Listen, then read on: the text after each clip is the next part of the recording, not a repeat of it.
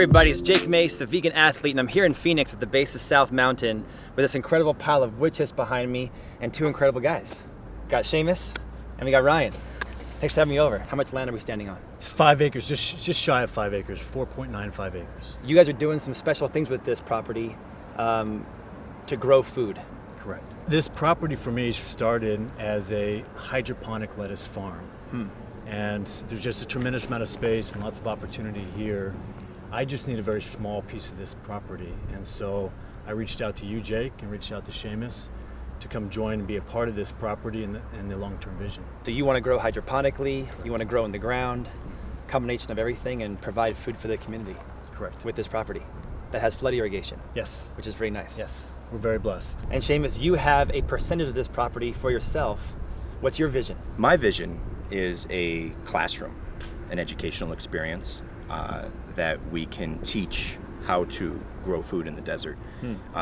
It's not going to be centered on tropical fruit trees, but just growing food in general. What my goal here is to take about the front acre or such and turn it into a food forest, kind of a jungle in the desert. It's not going to be a nursery, but more of a classroom. And Ryan, you've been bringing in a ton of wood chips here. I use wood chips in my property as well. Why are you bringing the wood chips into this property? What's your thought on the wood chips? Well, for me, the wood chips initially started as an idea to control the dust. Oh. It was a vacant lot. Yeah. Hadn't seen water in pretty close to 12 years. So even though you have the flood irrigation, it hadn't been turned on? Hadn't been turned on. Wow. The irrigation channel comes about 500 yards from this property, so it's filled with debris, weeds, garbage. This particular property was just dirt. And so it started initially as dust control for my roadways, and because of the space, we're able to bring in large volumes of wood chips, which will then be turned into compost for the gardens. And so far, is it working? Is it keeping the dust down? It's a pretty windy day today, and there's no dust. I mean, the first thing I noticed in my property in Tempe was just the amount of mud and dust devils went away when the wood chips was on the ground. And you're already having a lot of steam and mushroom cultures all over the place in these piles. Yeah, in the morning, when I get out here in the morning about 5 a.m., there's tons of steam coming up. I like to dig into the piles, and it's hot to touch. Yeah. You know, a good foot inside that pile, it's hot. Tell me one thing, why do I have my camera here? Why am I covering this? You're kind of letting the folks out there in YouTube land be a fly in the wall and see the transformation of this property from dirt lot into food forest. Correct. You're here because it started as one thing and it's rapidly changing through an effort and vision on our part, but just sort of naturally things are taking place here on property. The property is changing. There's a different component, there's a different energy, there's a lot of excitement. We're having great success already in things that we've had no involvement in on property. Like the wood chips. You know, if you dig inside those wood chips, just the amount of mycelium and the breakdown of these piles already in just a very short amount of time is something I've never seen before. It's quite successful. So you're here documenting this whole process because it's moving faster than we even anticipated it moving, and the successes are far greater than I had anticipated. And you had a point yesterday saying that most people who do really special gardens and really special edible landscapes, they didn't have the foresight to video or take photographs of the beginning. Right. And so you get to see it in its final stage, and most normal folks get overwhelmed because they think, oh, this has always been this way. So Correct. We're having a little bit of foresight to video the beginning stages of this process so that in 10 years from now, we can show everybody the transformation. One of my biggest regrets about my personal backyard is I don't have any before pictures. Right. When it was just a grass lawn and before I planted any trees. If you tell folks, they don't believe you. Right. So I thought this is kind of cool that it's just dirt. And 6 months ago, there was a lot of trash. You know, it was being used as a kind of a dumping ground, storage facility, nursery pots and all sorts of stuff. I think it's kind of cool that we can show one extreme to the other, maybe in a year's time, turn it into an edible food forest. We didn't start with a lush piece of property, and like he said, the water hasn't been on in 12 years. So we literally are starting from scratch. And folks out there can subscribe, and YouTube will keep them updated on our progress week by week as we go along, and as we plant things, as we do hydroponics in ground. We're gonna do some water features and some ponds, or I'm gonna call it the Seamus Lake. Touch on that. You know, when you first got the property, what was the state of this land when you first got it? It was a barren wasteland. There was weeds and just dust and trash and old trucks, gasoline and oil in the ground. It was just cleaning up the property was a huge undertaking. So that was your first big project, was to get the 5 acres clean. Correct. 5 acres clean. Started with some conceptual ideas in writing, some conceptual drawings that at the time felt like unobtainable. It was just this huge undertaking to try and accomplish on my own, or even just the 3 of us. And in a very short amount of time, this property is moving along. It's transforming very, very quickly. Mm-hmm. The pond dig was a discussion not that long ago, maybe about 3 weeks ago. That felt like forever away, and we've just completed the pond dig today. You chose to do the water feature as the first project on your percentage of the property. Correct. Why is that? Because we have to work around that.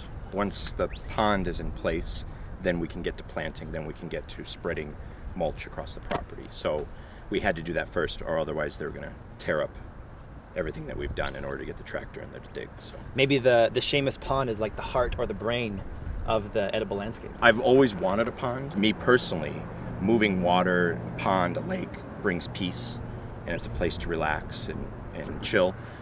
Also, side benefit of the pond is it increases humidity on the property and throws off a little bit of heat in the winter. So you're creating a little bit of a different microclimate. Just adding some water, and then the combination with the mulch and a lot of trees that are going to go in around it. So our hope is in 2 to 3 years' time that it's going to be something completely different. And I have found some good connections to get the fish for free, okay, the plants for free, adopt the fish, and do the pond on the cheap. So it's kind of a DIY project that will look super professional at the same time. So right. For those folks who are going to subscribe to us and follow the process, if you see one of these videos, you're going to learn how to plant trees, fruit trees, gardens, hydroponic growing, maybe even aquaponic growing. I don't know if you're going to do that. And ponding, and how to build it from scratch. Right. So let's go show folks right now the pond.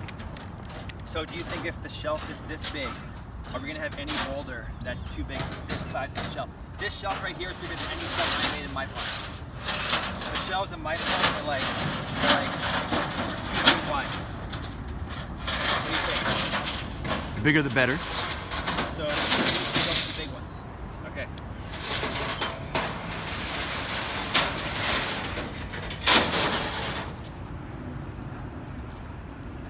Where do you think you want fish to coalesce and hide? On that side? Do they like to be near moving water or away from it? They will sit by the waterfall all day long and just like... To this area. Yeah. Up at the top. Okay, so we'll do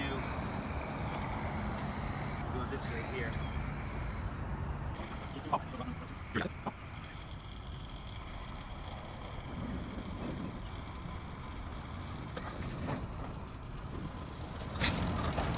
There's the first shelf.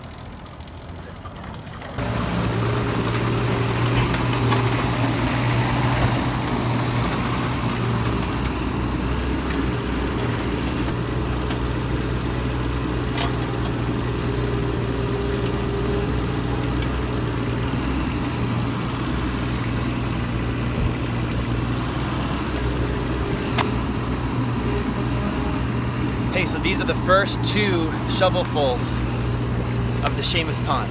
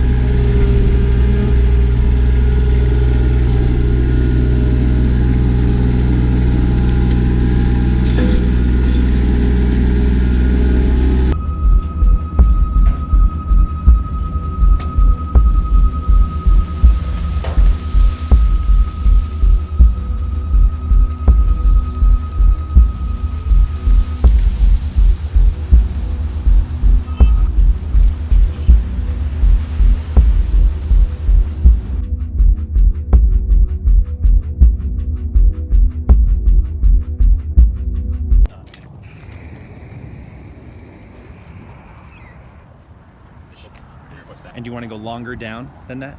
Yeah, actually. Hold on. Hold on.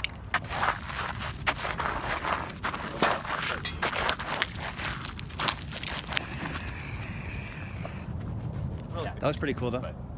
No, but that, I'm telling you, that couple of feet in 5-10 years from now make a big difference. Seamus, you're thinking about taking the pond which you decided is going to be here and almost doubling the size right now.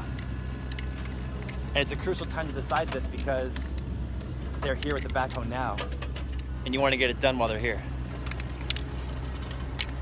What do you think? You're going to have 70% bigger. You're going to have 70% more liner, more underlayment, more boulders, and more labor on these guys digging. But in the long run, it'll be a freaking huge lake. Seamus Lake. Stock with barracuda and piranha. Maybe. All the friendly fish. Let's do it. We voted. It's done. Okay. Decided. We'll start drawing. But make sure to do the full pond first, and then mark the inner shelf on the inside. You have to be artistic about it. I'm not an artist. But listen, don't Tree guy. don't cut it mathematical. Make it have some ins and outs. Yeah.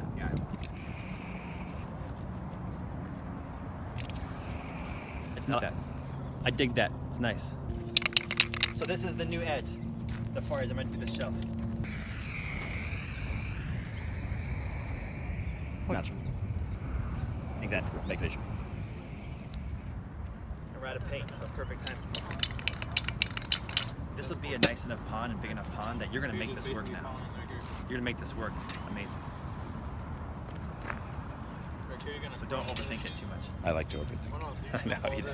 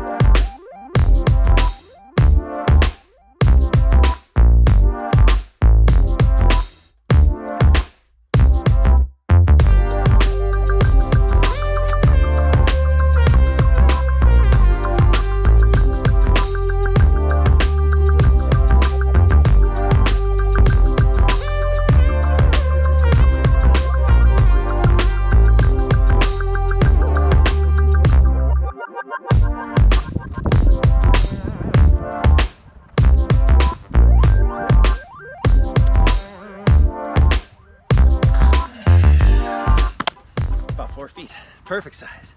This is gonna be the Seamus Pond. I hope you guys can see the shape. It's got an amoebus looking shape, and we dug it this way on purpose so that it has a natural look. And when we put the liner in here, this 45 mil EPDM pond liner will be in this pond to keep the water in, so we have very low evaporation. Those liners have a 20-year guarantee. They should last for 50 years, and they're plant and fish safe. Well, let's show some folks some great footage of not only the finished dig, but the process. And if we walk down this way, we'll have water plants inside the pond. Some will be edible. We'll have different kinds of bamboo, because you're a bamboo fanatic. I love bamboo. And you're gonna try to plant bamboo to accentuate the pond. Right. I want to create a cool space that in another year or two, when everything's grown in, we can come out here, relax, entertain. This will be our office. And pull food out of. And pull food out of. Yeah, totally. And I want to thank you, Seamus, and Ryan, for for your having me time. over. And Thank I'm you, going to Jay. really enjoy the content covering this with my YouTube audience and all the people that follow me for gardening. I just love really cool content. So I love being around people who are doing cool things. And my chi, my sixth sense, has a feeling about this. It's going to be a cool thing in the next couple of years to cover. And I'm glad that I get a chance to edit and put it out there. So Thank you.